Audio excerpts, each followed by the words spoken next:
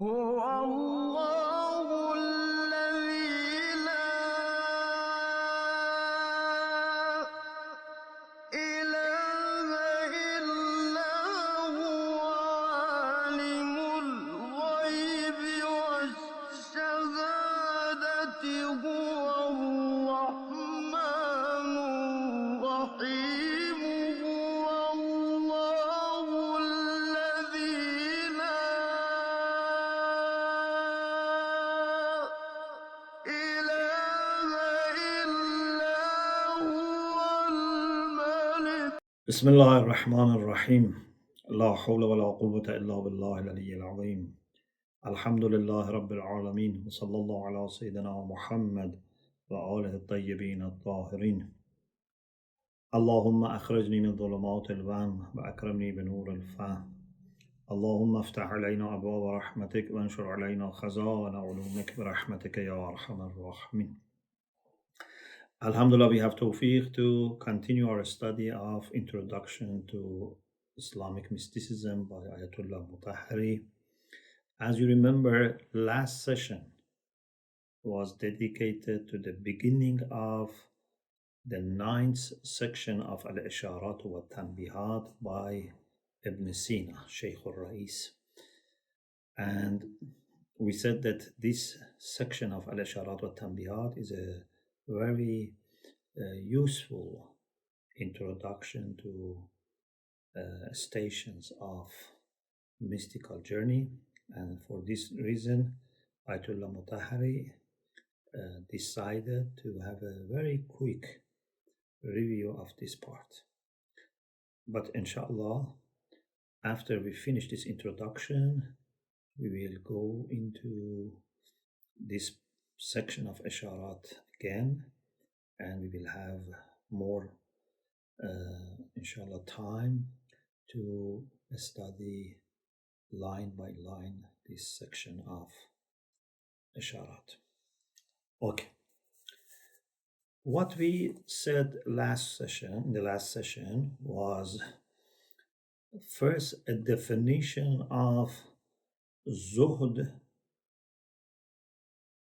and Zahid, because when you know what is Zuhd, you know who is Zahid, the one who has ascetic life, and Ibadah or Abid, and Irfan or arif.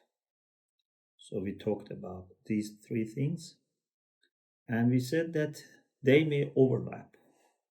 Zahid can be Abid as well, Abid can be Zahid as well, but maybe there is a Zahid who is not Abid or Abid who is not Zahid. But we said Arif is certainly both Zahid and Abid. Zahid may not be Arif, maybe Arif.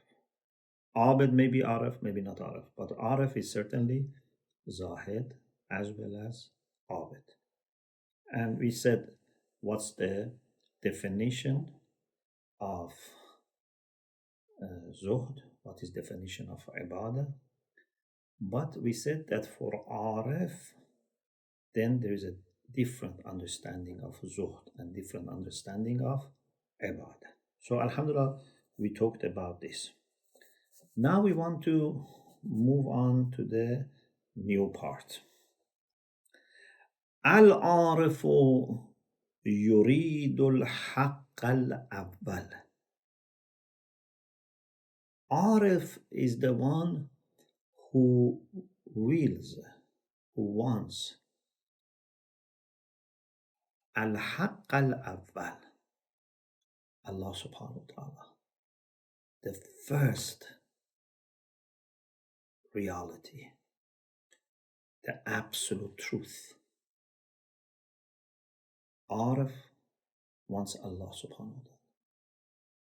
Of course, you may say Zahid also wants Allah subhanahu wa ta'ala, Abid also wants Allah subhanahu wa ta'ala. I say yes, but Arif wants Allah subhanahu wa ta'ala for himself, means for the sake of Allah, not for the sake of his rewards or because of fear from punishment. Therefore he says العارف يريد الحق الأول لا لشيء غيره. He wants Allah subhanahu wa ta'ala not for anything other than Allah subhanahu wa ta'ala. He is focused on Allah subhanahu wa ta'ala. وَلَا يُؤْثِرُ شَيْئًا عَلَىٰ عِرْفَانِهِ. He does not prefer anything over ma'rifah and irfan and understanding of Allah subhanahu wa ta'ala. For him, the most important thing is to know Allah subhanahu wa ta'ala. For mystics, if we have any aim, any goal in our ibadah or in life in general, other than Allah Himself, this is shirk. For a mystic, even if I worship for the sake of reward, is shirk.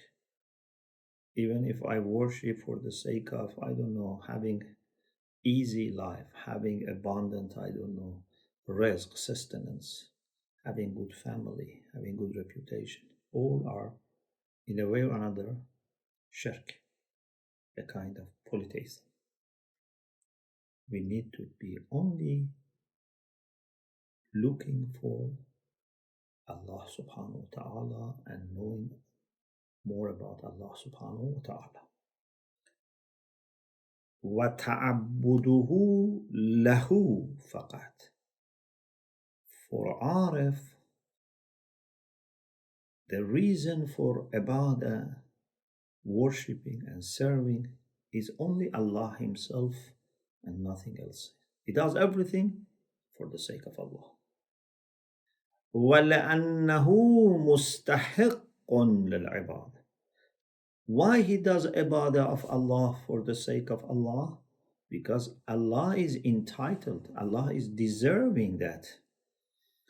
As it has been narrated, Imam Ali alayhi salam said to Allah subhanahu wa ta'ala, مَا عَبَدْتُكَ خَوْفًا مِنْ نَارِكَ وَلَا طَمَعًا فِي جَنَّتِكَ. My Lord, I have not worshipped you or served you because I want to gain access to heaven or because I am afraid of going to hell. بَلْ وَجَدْتُكَ أَهْلًا لِلْعِبَادَةِ فَعَبَدْتُكَ. The reason I have worshipped you and served you is because I found you qualified.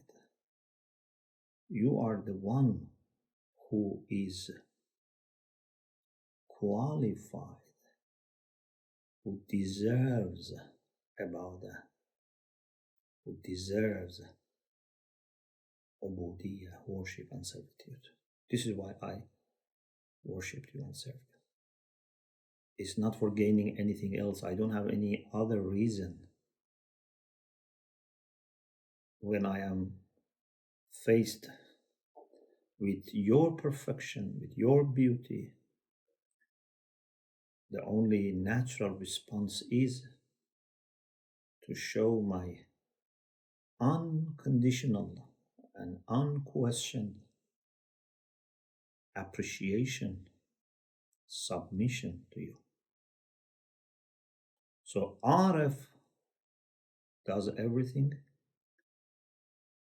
for the sake of Allah, and one reason is because he finds that Allah is the one who is entitled, who is qualified, who deserves to be worshipped.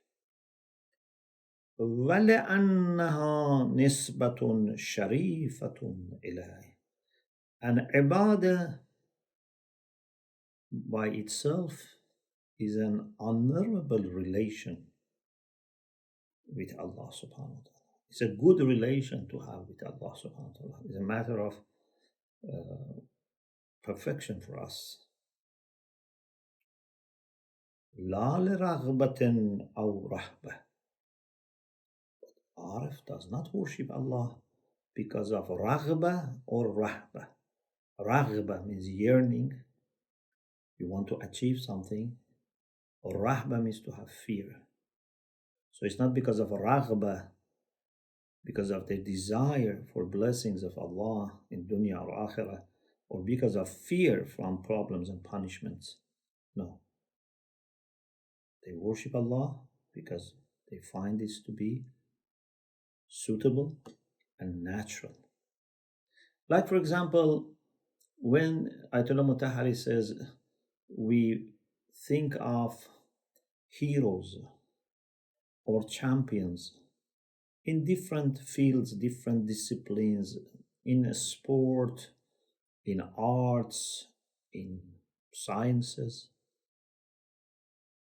when you are faced with a person who has been very much successful, you praise them, you show appreciation. You don't need to do it for the sake of gaining something or avoiding something. When we see something useful or something good or something positive or something beautiful, we naturally show appreciation.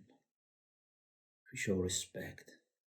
And sometimes we may find it so overwhelming that we may show our love for them or our humility before them, sometimes obedience.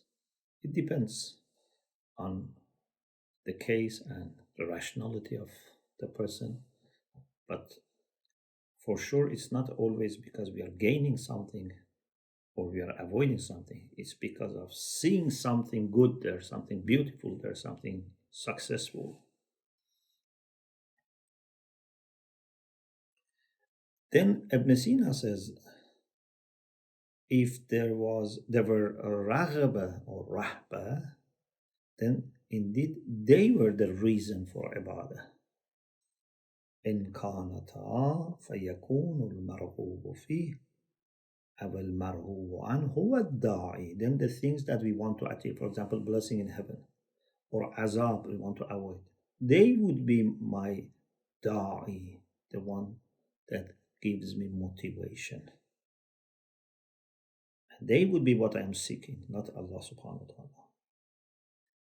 يكون الحق ليس الغاية. Then in that case, Allah is not our end.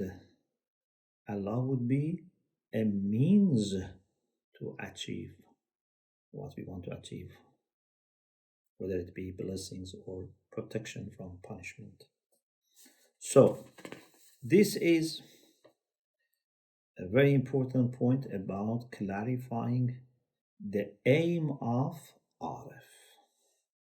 Now we go to the first rank of Urafa.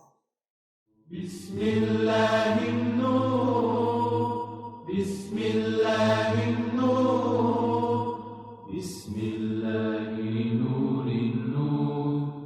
Ibn Sina says that after some introductory movements, because inshallah later when we study more detailed books on Irfan Amali, practical Irfan, we will see that Arada is not the very first, but he means one of the usul, because there are bidayat, there are other stations are classified.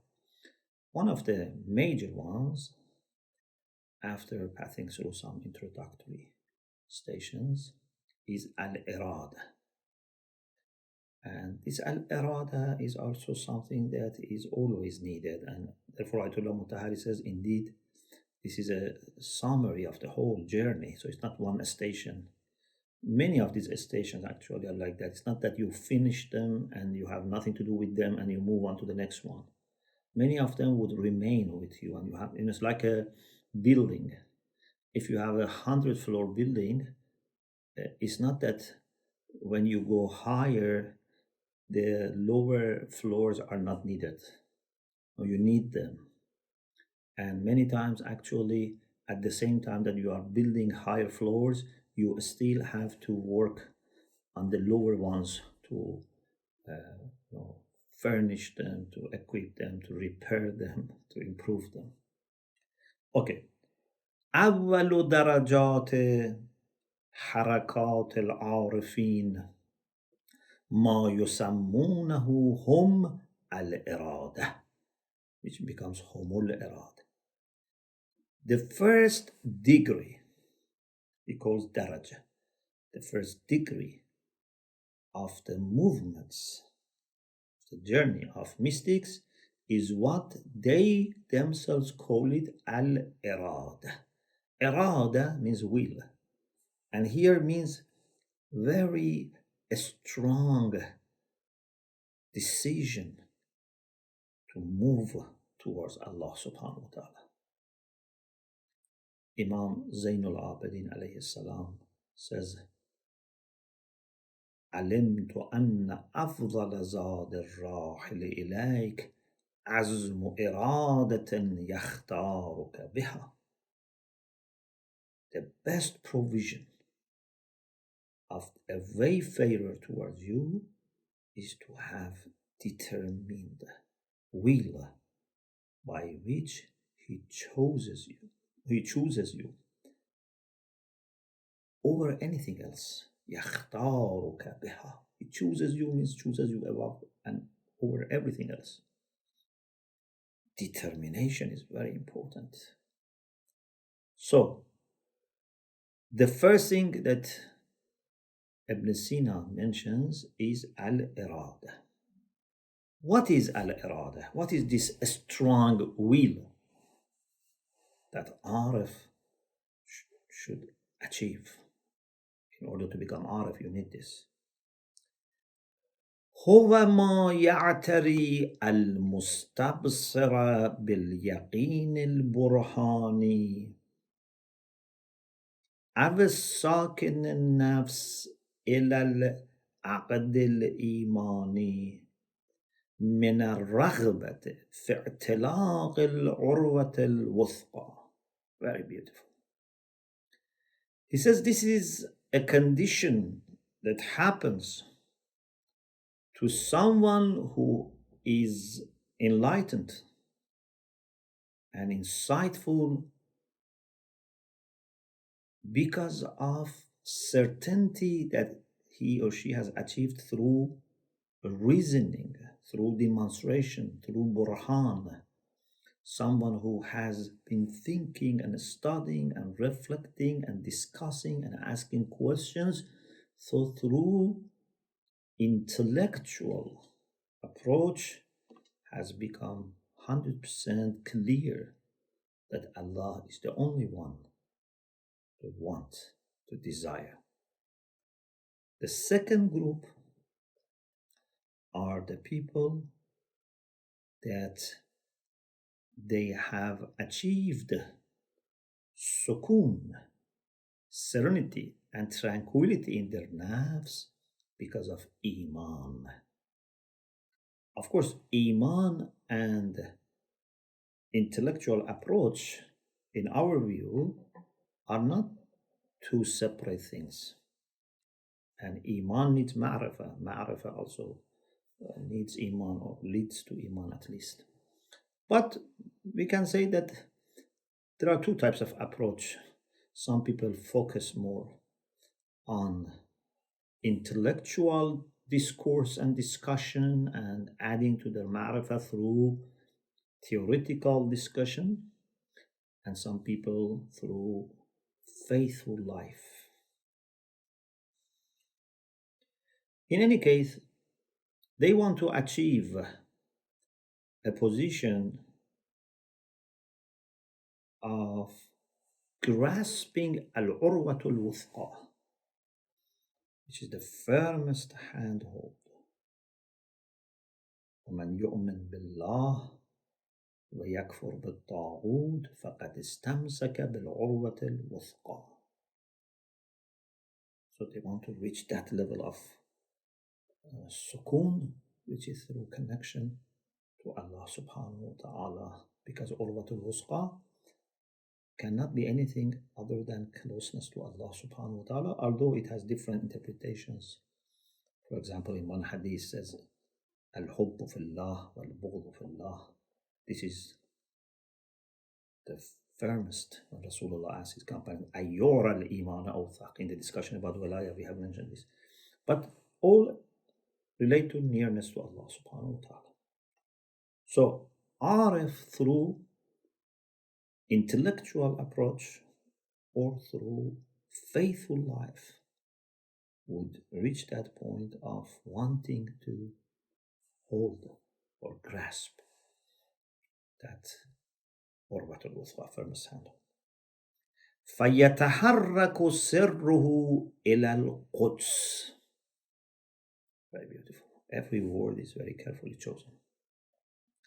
His inner self moves towards al-Quds, holiness. We had last week also that holiness of Allah subhanahu wa ta'ala. لِيَنَالَ مِنْ رُوحِ الْإِتِّصَالِ or روح الإتصال. If it is ruh, means a spirit. If it is روح, means joy. So he wants to reach and gain the spirit of connection to Allah or the joy of connection to Allah subhanahu wa ta'ala. فَمَا دَامَتْ دَرَجَتُهُ هَذِهِ فَهُوَ مُرِيدٌ. As long as his rank is this, he is murid, he is willing. A person that is convinced, is confident that must seek, must look for Allah subhanahu wa ta'ala. Then after this, he needs riyaadah. ثم إنه ليحتاج إلى الرياضة. After that, wayfarer needs a riyaadah. Riyaadah, as we explained, is exercise. Here, he doesn't mean by riyaadah putting too much pressure necessarily on yourself, hurting your body, not eating properly, not sleeping. Sometimes riyaadah brings these connotations that means you have to be very, cruel to yourself. This is not necessarily used in that sense. Riyaadah means to discipline, as we said before. Amir al-Mu'minin says, "Ha hiya nafsi aruduha bit-taqwa." This is my nafs, this is my soul that I am training with taqwa. So it's a kind of training yourself with some exercises. And modern Arabic, it is used for a sport. So arif needs a riyaadah. And riyaadah, this self-discipline training, متوجهة إلى ثلاثة أغراض, aims at three purposes. Look how beautifully and carefully he distinguishes between three aspects, which are of course connected. تنحية ما دون الحق عن مستن الإيثار. The first purpose for riyaadah, the first thing that we want to achieve, is that we want to keep away, to push away anything other than Allah from being our aim, from being something that we prefer and we choose over other things, to be a priority, to be an aim. Riyaadah means push everything away other than Allah subhanahu wa ta'ala. Number two, تطويع النفس الأمارة للنفس المطمئنة. Make nafs ammara, the commanding soul, the one that commands to do bad things. Ma ubarru nafsi, inna nafsa la ammaratun bisu illa ma rahim. Nafs commands to do bad things, except if mercy of Allah comes and helps us either to control this nafs or transform this nafs. According to Ibn Sina, it seems that this nafs ammara can remain, but you have to tame it and you have to make it obedient. Tatwi'un nafs al-ammara, you make nafs ammara obedient to nafs mutma'inna. This nafs mutma'inna, which maybe is not there in everyone, but maybe you can say it's potentially there, or it's there but needs to be strengthened.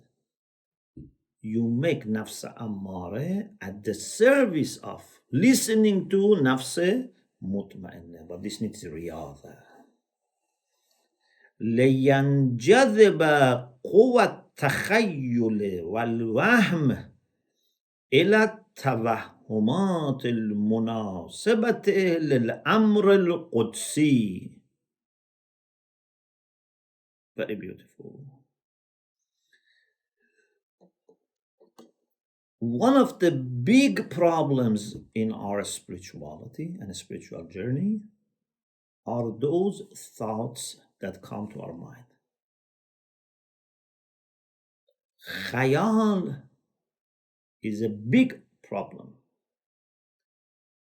Imaginations, unproductive thoughts, they come and they take our energy, and sometimes they take our direction. They take us with them like a flood coming and taking us. Whatever you have built, they damage. It is very important, not only for your spirituality, but even sometimes for mental health, to control your mind and thoughts.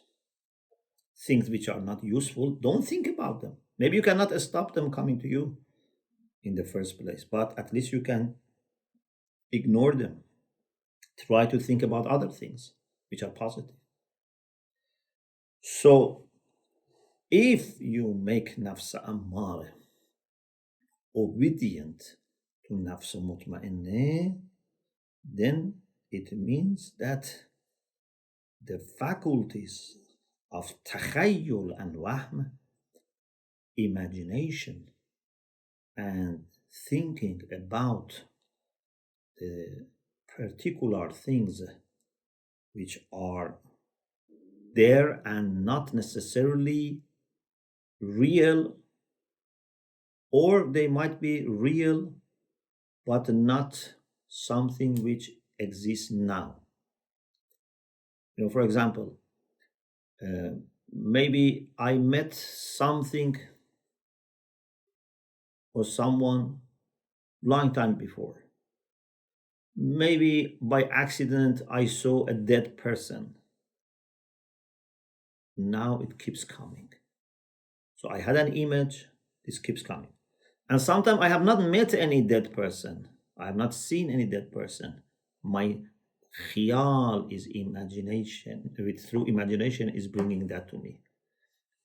In any case, what is important is that you don't let your mind to be a playground for your imagination and for your fantasy. Number 3, the third purpose, taltifu sirri litanabbu. When you do riyaadah, when you do more dhikr, when you do some fasting, when you do some contemplation, when you have some time of, distancing yourself for some period of time from public life, Of course, things that are to be according to the Sharia, according to teachers' permission and blessing. So, but when you do some of these exercises, the third thing that can happen is taltif sir. Your inner self becomes very subtle, latif. You know, we are so much involved in dunya and in worldly activities that little by little that subtlety goes away. We become very thick, very hard, very harsh. We need something to keep us subtle, gentle, polished, shining. This needs riyaadah. And if sir becomes latif, if your heart becomes soft, if your mind is illuminated, then you can have tanabbuh. You can have better understanding, alertness. Now, for these three things that we have as our purpose, what can help us to achieve? الأول يعين عليه الزهد الحقيقي. If you want to have the first one, which was to push away anything other than Allah being your aim, being your priority. For this, real zuhd, true asceticism helps. Not to go for anything worldly, anything other than Allah subhanahu wa ta'ala.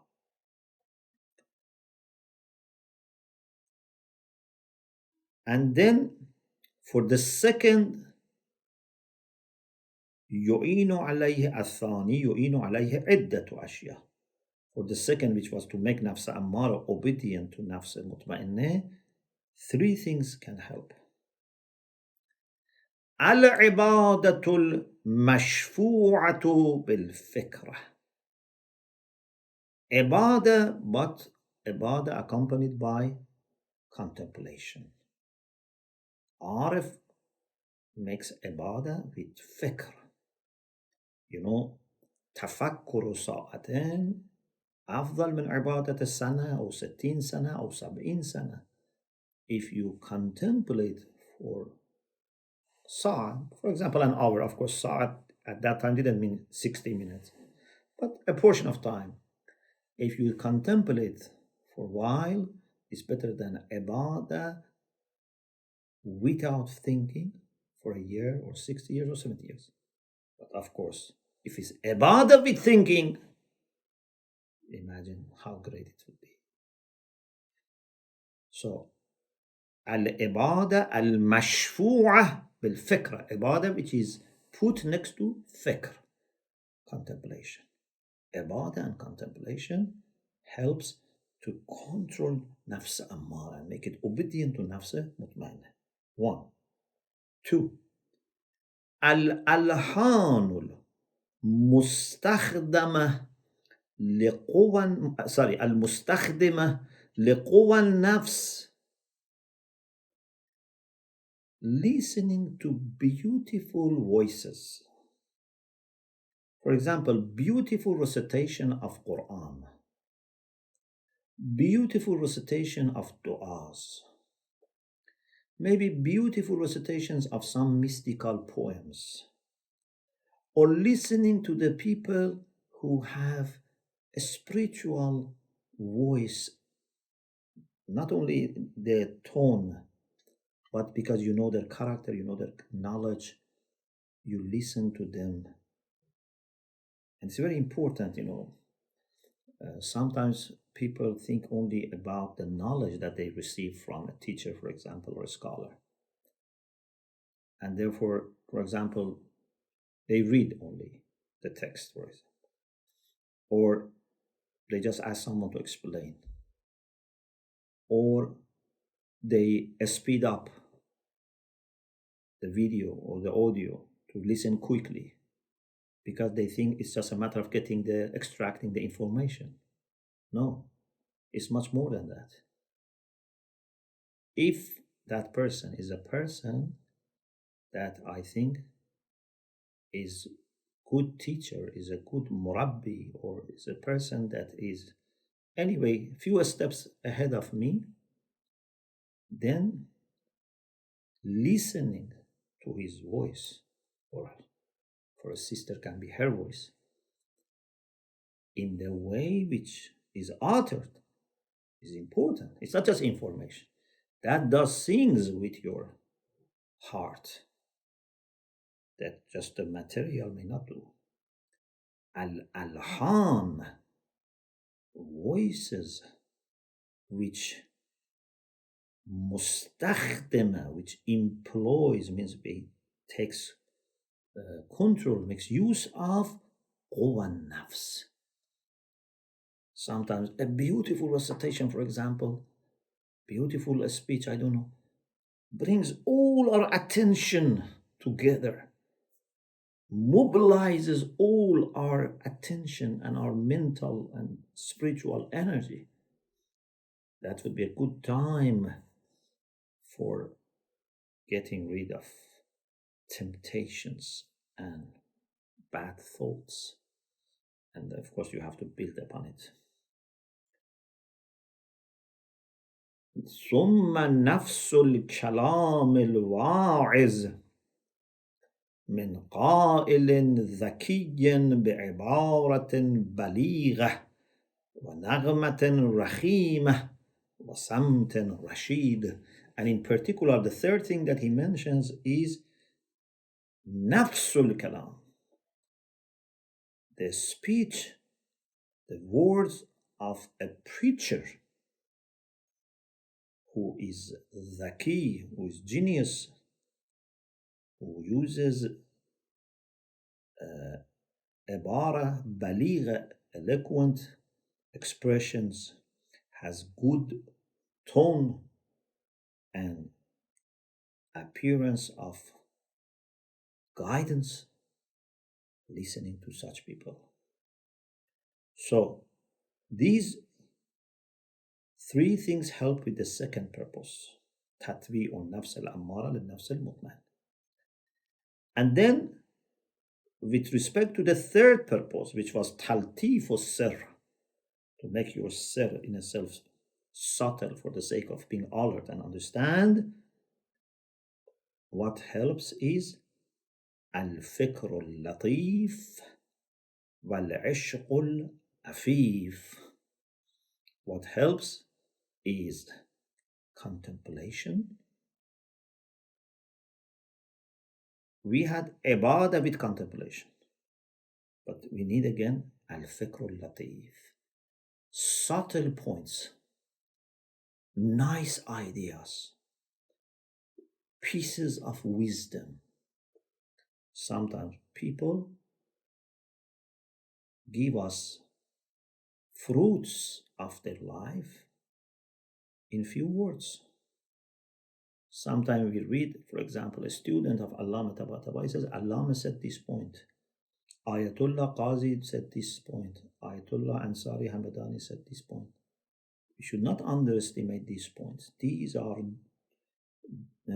jewels, and we need to keep them and appreciate them, and they will make little by little your nafs latif, subtle.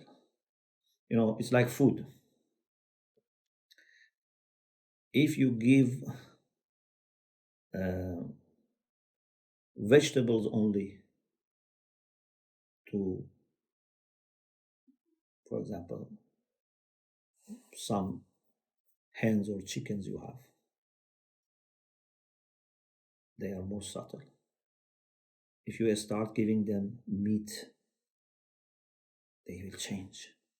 They become, more wild.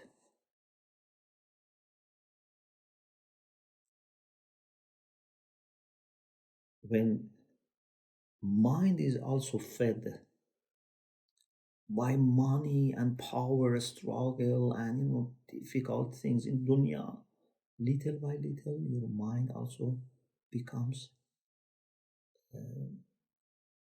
a kind of harsh and hard.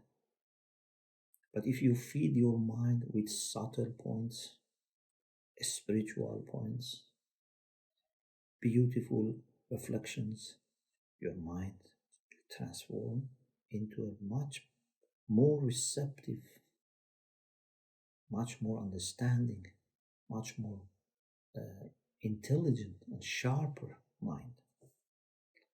So, فكر اللطيف والعشق العفيف. Love with modesty. If someone has experience of modest love, that would also help. But what type of love? Love in which Shama'ilul Ma'ashuq, the qualities of Ma'ashuq, the beloved, is in control, not Shahwa. Shahwa is not making your mind subtle. It spoils everything. But if you love someone for good qualities, that also can make your heart very soft. Especially if, for example, that person is a wali of awliyaullah. For example, we love Imam Hussein alayhi salam, we love Prophet, we love Imam Mahdi. But sometimes even if you don't have that experience, but experience of loving a very good person, that can also help. This is what Ibn Sina says. Okay. Then from here we go into the discussion about what experiences would such person who is in the station of Arada go through, which is a very beautiful discussion. Inshallah, we'll discuss it in the next session.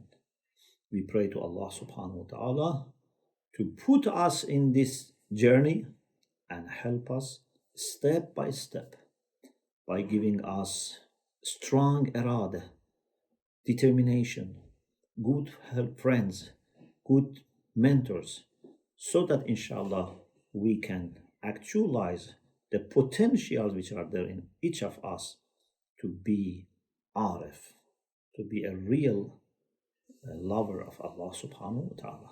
May Allah be with you. Al-Tamas al-Du'a fi amal.